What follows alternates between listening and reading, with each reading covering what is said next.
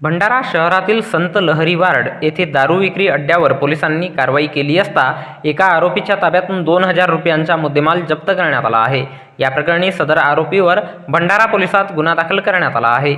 भंडारा शहरातील संत लहरी वार्ड येथे एक इसम हा आपल्या राहत्या घरी मोहफुलाची हातभट्टी दारू विक्री करत असल्याच्या मिळालेल्या गोपनीय माहितीवरून भंडारा पोलिसांनी दिनांक 27 एप्रिल 2024 रोज शनिवारला सकाळी 11 वाजता दरम्यान धाड घातली असता आरोपी भूषण नंदनवार वय 48 वर्षे राहणार संत लहरी वार्ड भंडारा याच्या ताब्यातून प्लास्टिक डबकीत 10 लिटर मोहफुलाची हातभट्टी दारू किंमत 2,000 रुपयांचा मुद्देमाल मिळून आला। या प्रकरणी सदर आरोपीवर भंडारा पोलिसात कलम 65 मदाका अन्वये गुन्हा नोंद करण्यात आला असून या घटनेचा पुढील तपास भंडारा पोलीस करीत आहेत। तर याबद्दलची माहिती भंडारा जिल्हा पोलीस दलाच्या वतीने दिनांक 28 एप्रिल 2024 रोज रविवारला एका प्रसिद्धी पत्रकाच्या माध्यमातून देण्यात आली आहे।